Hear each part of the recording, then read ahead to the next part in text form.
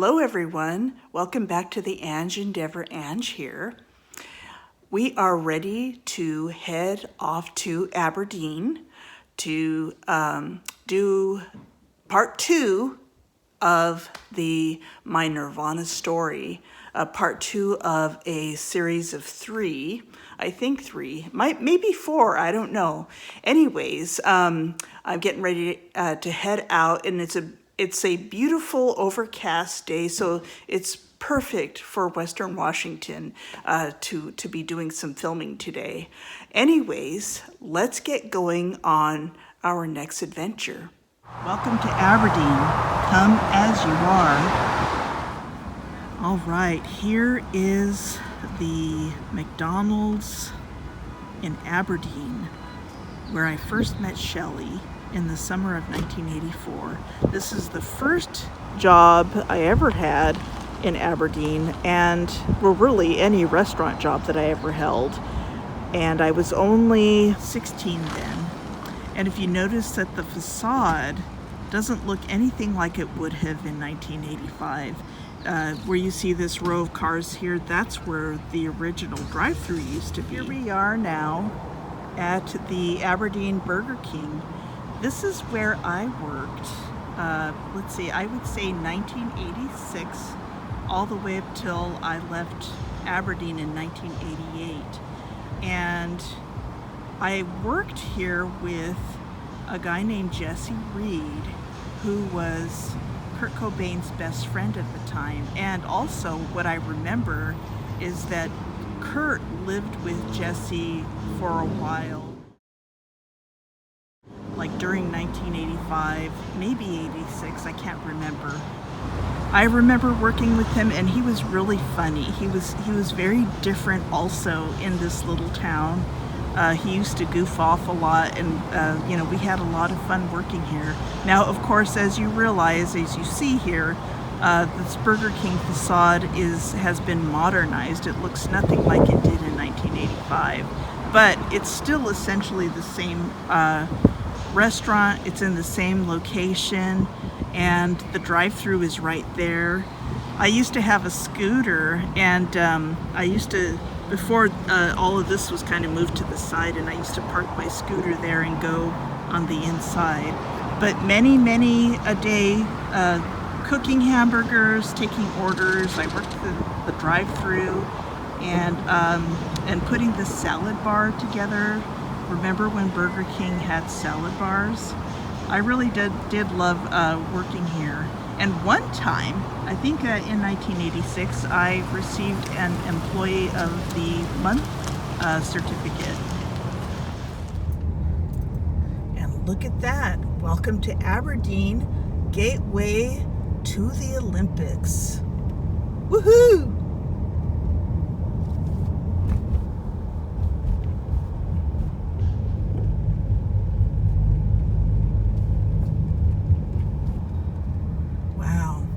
So many memories. Here's downtown Aberdeen, looking pretty much unchanged. Why am I standing in front of this empty lot, you might ask? Well, the significance of this empty lot and the story behind it, in my story, is that what once stood here was the old Aberdeen Senior Center, or also it was called the Aberdeen Armory. And when I was in the summer of 1985, I took a summer job here working in the kitchen. It was here that I also worked with Krist Novoselic's brother. He also was working a summer job there. And I'll show you what the original building looked like. It was here at this historical 1922 Aberdeen Armory building, which was also the location of the Aberdeen Senior Center, that Robert Novoselic and I both held summer jobs in 1985. We worked in the kitchen to help prepare meals for the Aberdeen seniors that came in that day. Sadly, in June of 2018, that beautiful historical building caught fire and burned to the ground. To this day, they still don't know the cause of the fire. So it was a great little summer job, 1985. It was my second restaurant-style type job in Aberdeen. Now, if you notice, I'm going to swing this around. Across the street here, this is where the old Aberdeen High School was. This is where I went to Aberdeen High School, and I guess some kids decided to, or a kid, or I gotta remember, I don't know the whole story, but set the building on fire. And there were two buildings. There was a more newer, modern building, and then there was an older one that was original to the school. It was the original school. And there's not much left of this, except there's a little brick wall. I think that's the original, and we'll go across the street and have a look. But I remember this all too well. It's like two structures gone, and they were both burned down. It's just so weird, so weird. Now, I don't remember this rock thing being here. Maybe it was, but it was so long ago. It's now a parking lot, and the new Aberdeen High School is over that way, and I'll take a drive-by and show you that. This big, beautiful old tree. Now, that would have been here since before I even attended school here, but I believe this is part of an old brick wall that was here from way back when, and they decided to keep this just to mark where some of the history of this school was. It's really kind of cool that they left this here. Now, I called the school last week, and I asked them about the Hello Walk.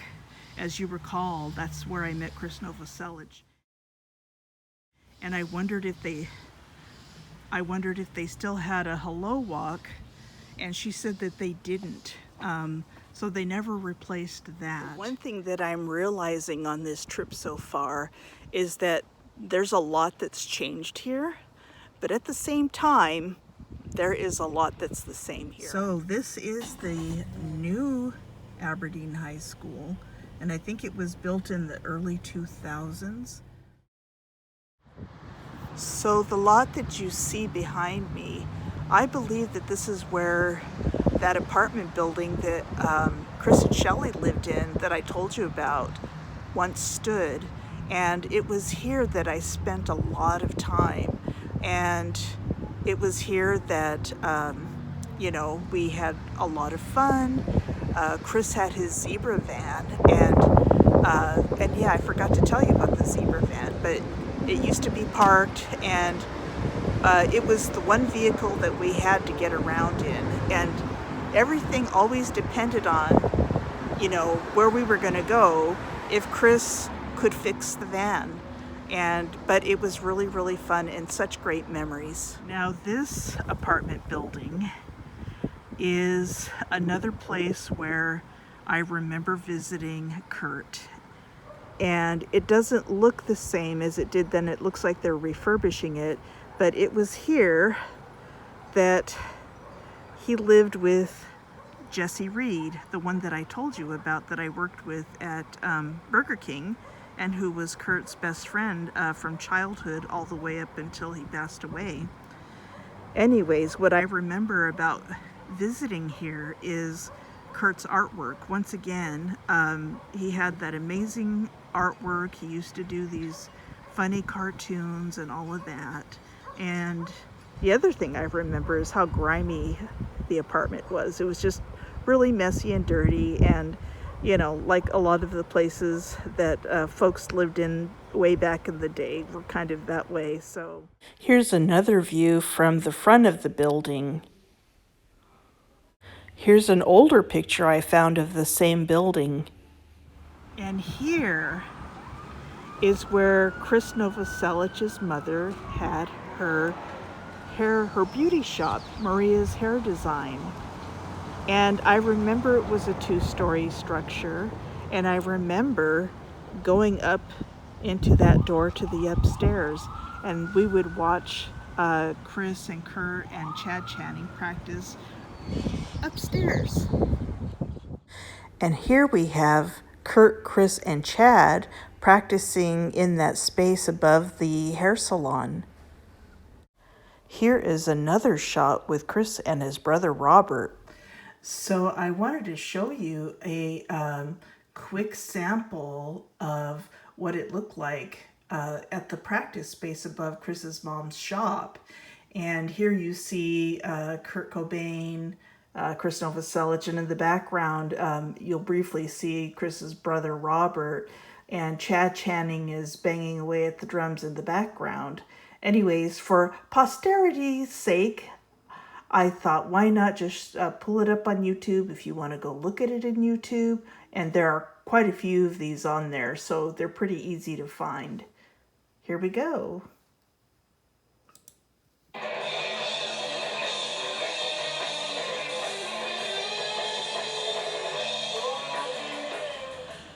Our next destination is Kurt Cobain's last residence here in Aberdeen before he moved up to Olympia. And the residence is about a half a block down from where I'm at right now. And where I'm at right now is called B Street Laundry. And this B Street Laundry was here even way back in 1986, 87. And so I want to show you the front of it because it's pretty cool. But before I do, I wanted to share that this last residence, I remember very, very well. I had been there a few times and watched Krist and Kurt and Chad Channing practice. And there was one summer, and I believe it was the summer of 87, I was sitting on the ground in the living room, and Kurt and I was smoking cigarettes, and I remember them playing, practicing. And you know the Smells Like Teen Spirit song where there's that big pause? Well, I remembered that because it's so very distinctive. And I remember Kurt wearing cut-off shorts, showing off his skinny little legs. And so we also attended a party one time there, and there were a lot of people there. So just really interesting memories. And so I'll go show you the house. Well, first of all, I'll show you the house now, what it looked like before it was demolished. So now I'll go show you where the empty lot is, where the house once stood. And here is the outside of the B Street Laundry. And I remember this laundromat since way back in the 1980s. And down that way is where Kurt's last house in Aberdeen that he lived in was. And it's also considered the birthplace of Nirvana because he lived with Matt Lukin, from what I remember, and a lot of those guys would come there and practice. Let's go have a look. So, as you can see behind me, that's the empty lot there where the house was. Yep, and there is where it once stood. And you know, now that I've come back to Aberdeen and visited this area, I realize just how run down it is, but it's always been that way.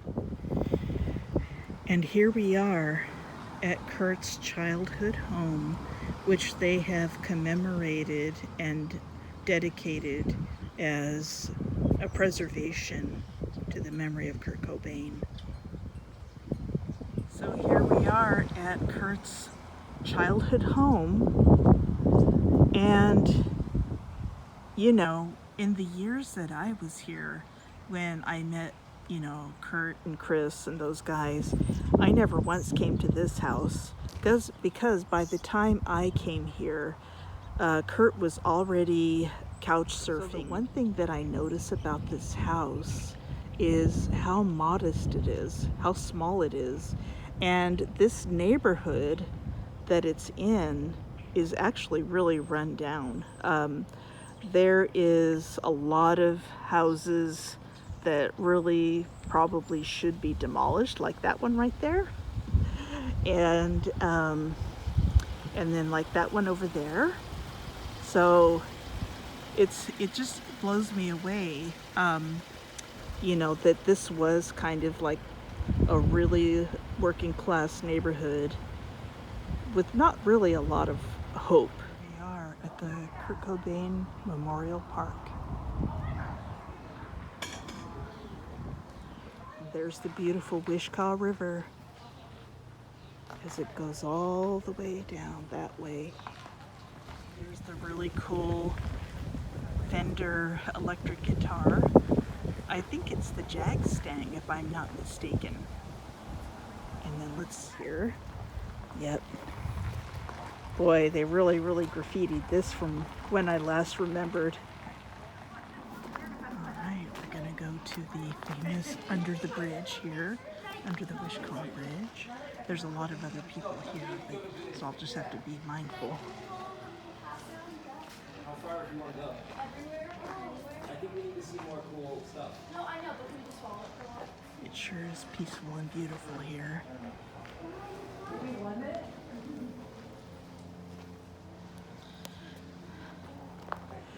I've been to this park before a long time ago, and I have forgotten how lovely and peaceful it is.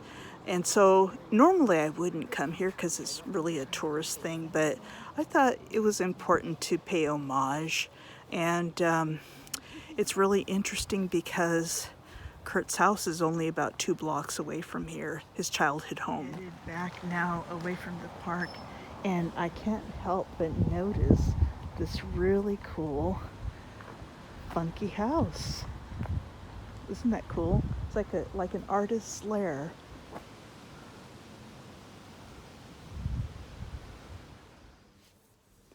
Well, hello everyone. I'm back from Aberdeen, and you know, I was intending to release this video at the beginning of the week, and I got detoured. First of all, when I was assembling the video, I realized that I didn't have like an outtake or an outro. You know, while I was in Aberdeen, I didn't do a, you know, well, that's it from here in Aberdeen, blah, blah, blah, blah, nothing like that. And I wanted to get out of Aberdeen, and there was a lot of stuff that came up for me while I was down there that I had not expected. And so I realized, I was like, how am I going to conclude this video? And I realized it was important to share my experience of what it was like to go back there and to film there, and some of the experiences that I had.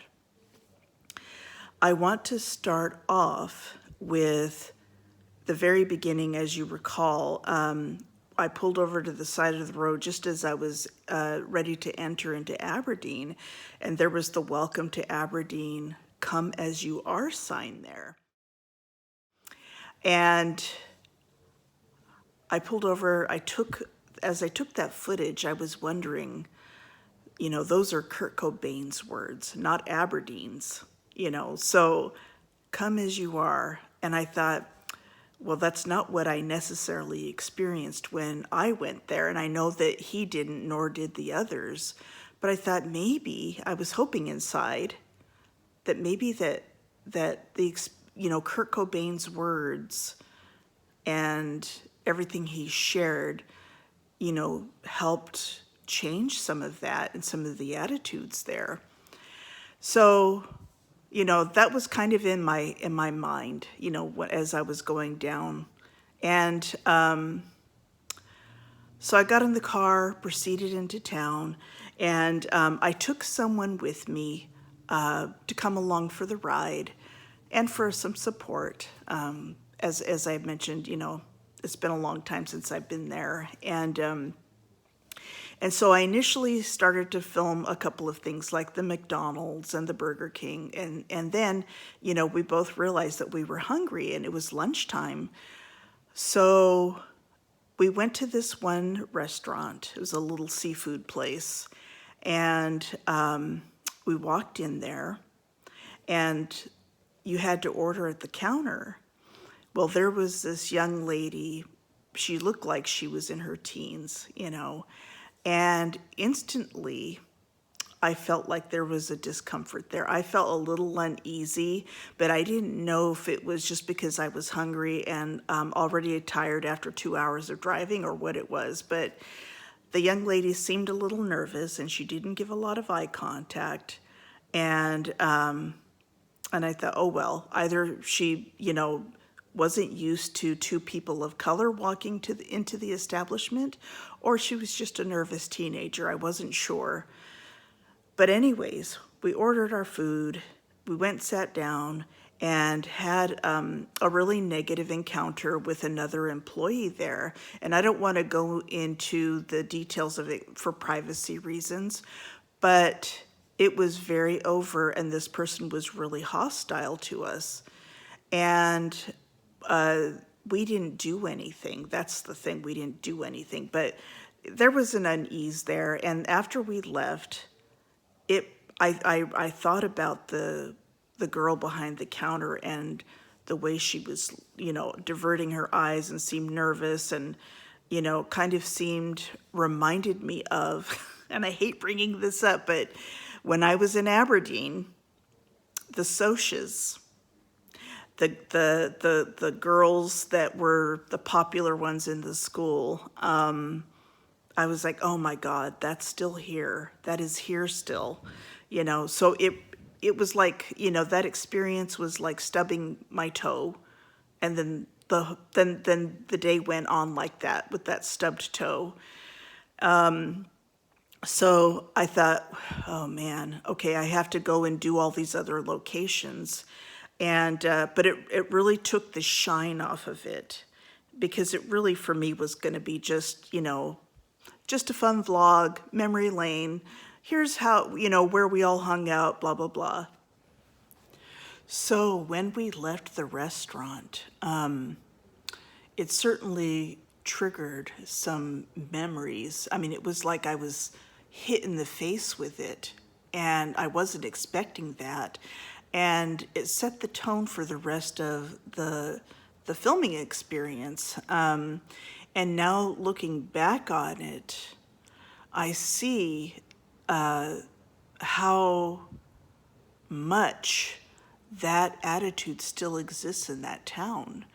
And as I took a deeper dive into this, you know, during my processing of it, I also was able to see more clearly not only what I went through, but what Kurt Cobain went through, what Krist and Shelli went through, and why Kurt Cobain spoke out so publicly against these kinds of attitudes. He was always talking about Aberdeen and the experience of Aberdeen. And I remember during the heyday of their fame thinking, yes, somebody is saying something about Aberdeen and how crappy it was.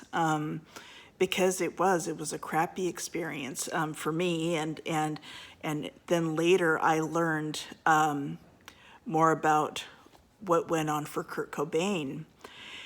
And so much so, I did a little investigating, because I always knew that Nirvana, they were against racism, sexism, homophobia, and hypermasculinity. And I found I looked it up in Google, and I wanted to read this to you. And the reason I want to read this to you is because it's really important to understand what we all went through and why we came to be who we were, and why Kurt Cobain made it a point to address these issues. And so this is what it said. Kurt Cobain was an outspoken advocate for social justice and frequently used his platform in the early 1990s to publicly denounce racism, sexism, and homophobia. Cobain was notable for taking firm public stances against prejudice at a time when many artists in the mainstream rock and grunge scenes preferred to stay silent. And further, Cobain made his stance unmistakably clear in the liner notes of two of Nirvana's most famous albums. Incesticide, he wrote, "If any of you in any way hate homosexuals, people of different color, or women, please do this one favor for us. Leave us the F alone.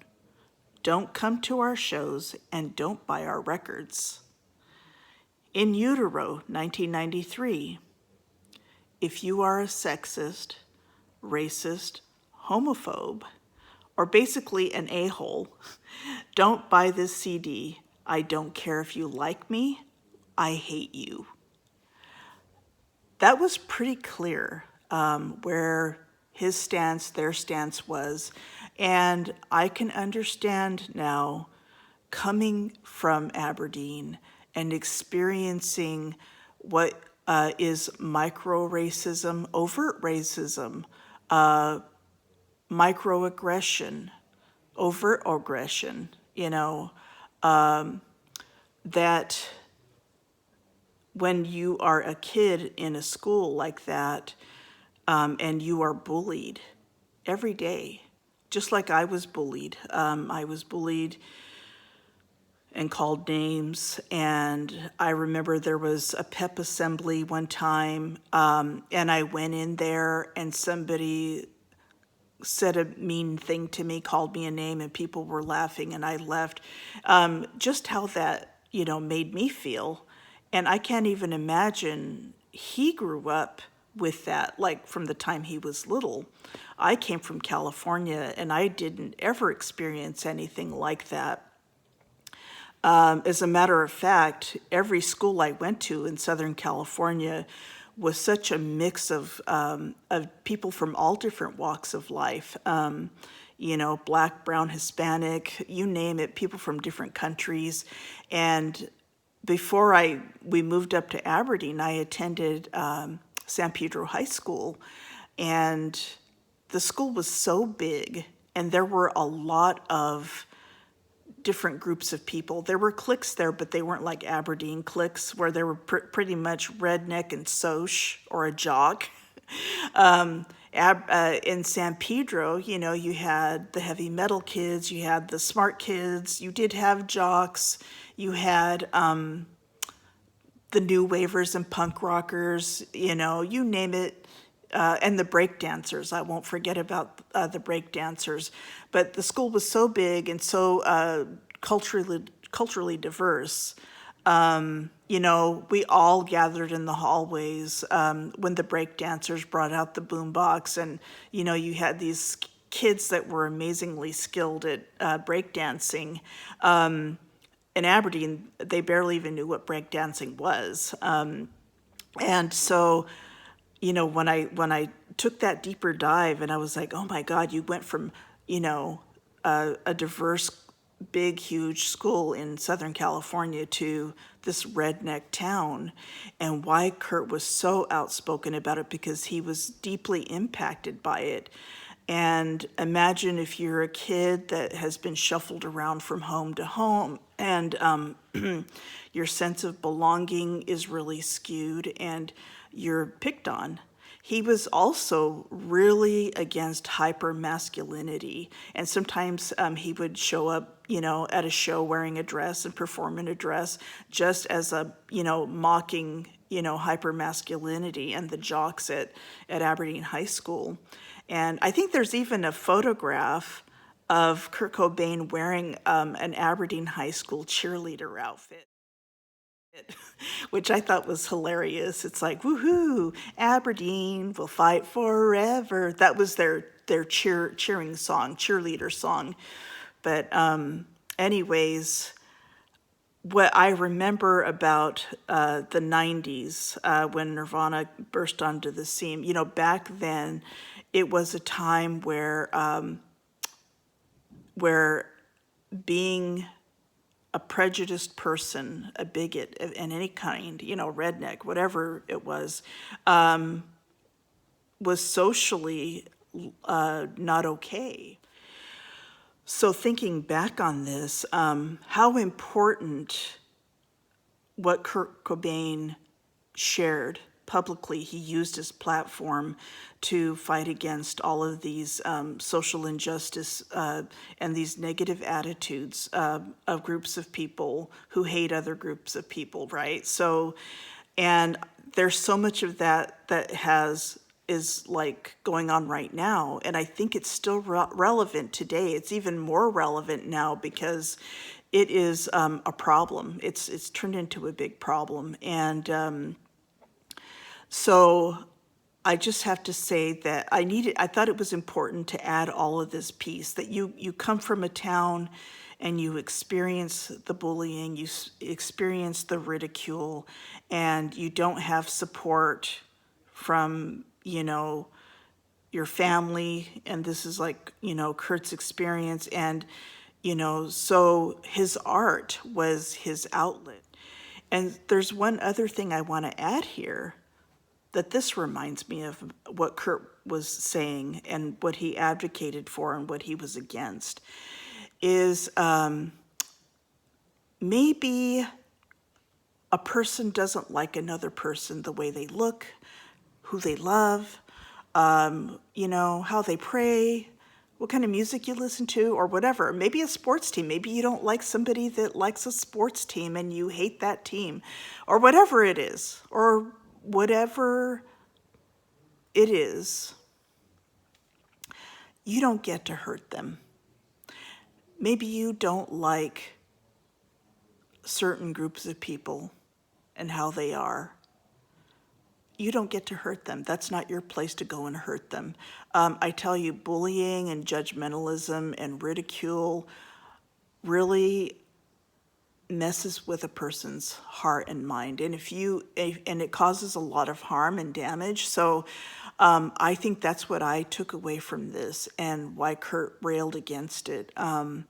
Because it's, if you're a kid in a school and you're bullied, it's a horrible thing, because kids don't have any reference point, to counter that, because they don't have the life skills yet. But anyways, I just wanted to say that, I am so glad that with all the crap I dealt with in that little town, that these kids that I hung out with were one bright spot. And I'm really grateful for that, because they really helped me out, as I mentioned in the last video. And I'll always be grateful for that. So the other thing that I wanted to share, what I was grappling with, as I moved and filmed throughout the little town, all the locations, I wanted to do 3 more locations. One of them was the first apartment that I ever rented, which was, it was an apartment space above a house that was owned by this elderly lady. The other one was the home that I was living in in 1985. Like, I lived there from 85 to 86. And then Krist and Shelli had lived in another house that I had visited a number of times, but I couldn't really quite remember where it was. So I went and I proceeded to look for these places. I found the apartment that I lived in, the house that had the apartment above it, and I was in shock. It just was a shock to my system to see it, because it was completely dilapidated, and I couldn't believe it. Now, I had visited there back in 2003, and it wasn't looking like that back then. But I took some film footage, and I'm going to show you my reaction to it. And I'll put that right here. So this house here, I'm just really blown away at how it's worn down so much.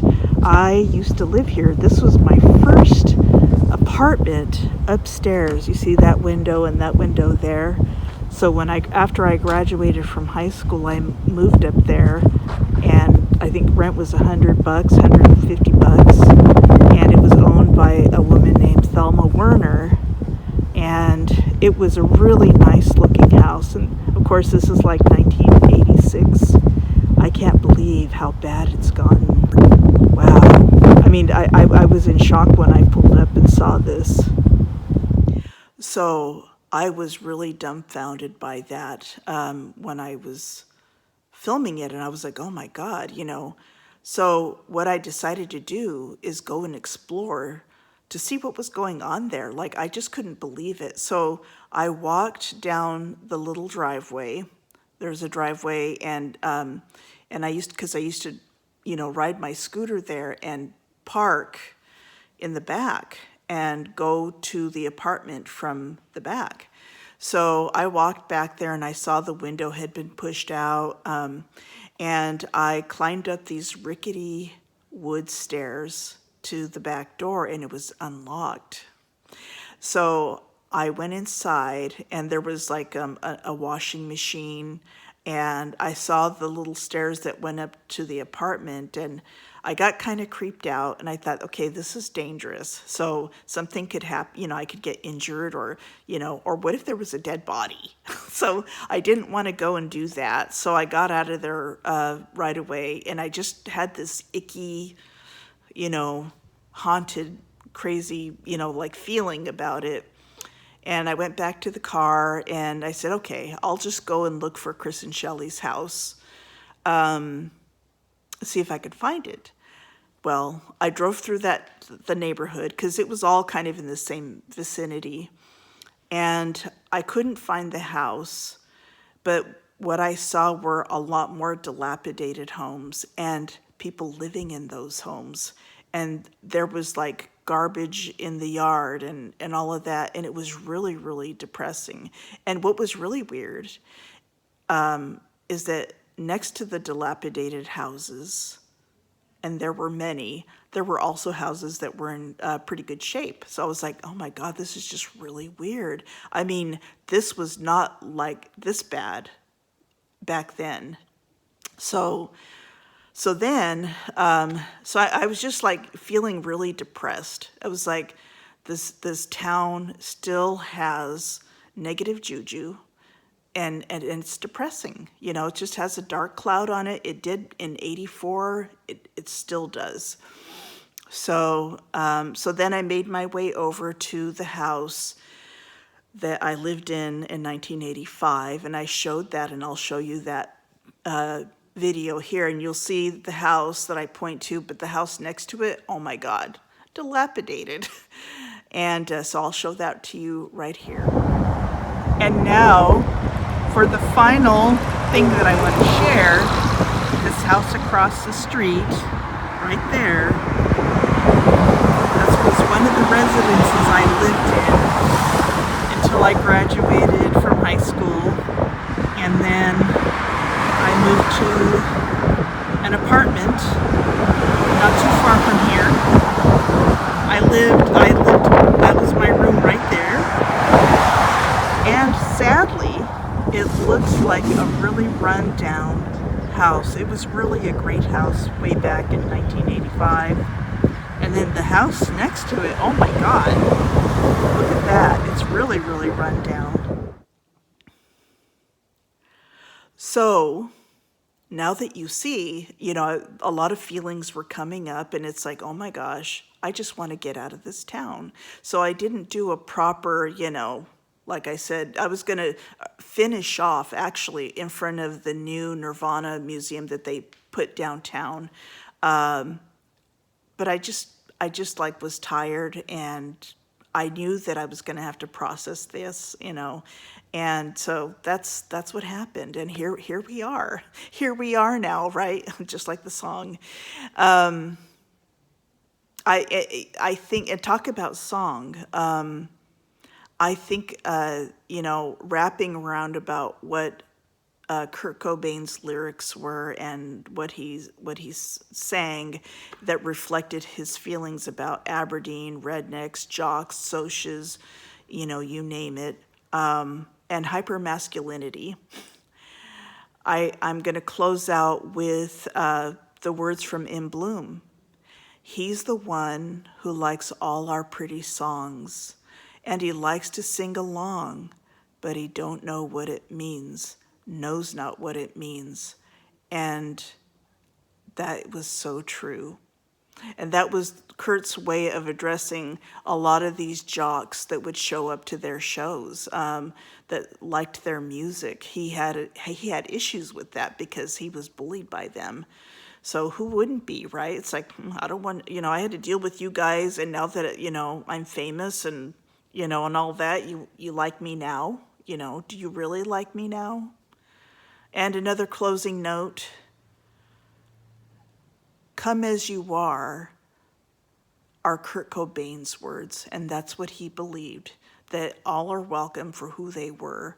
And Nirvana, that's what they believed in, and that's what I believe. And I think that Aberdeen putting that sign up, on the Welcome to Aberdeen, signage as you go into town, it's a nice gesture and homage to Kurt Cobain's words and what he believed. But in my experience, microaggression, micro-racism, and all of that still exists in those towns, in that little town. And I looked that up too. A lot of attitudes are still the same. Maybe, just maybe one day, it will change. Anyways, that's it from me. And I'll be doing my my third video. Maybe there's going to be a fourth because there's a lot of fun stuff I want to share after I moved up to Seattle and when Nirvana became famous overnight, like literally overnight, and what that experience was like. But anyways, thanks for watching, and I hope that you enjoyed this vlog as much as I have, and that we all got some kind of a learning out of it. Anyways, take care, and we'll see you next time.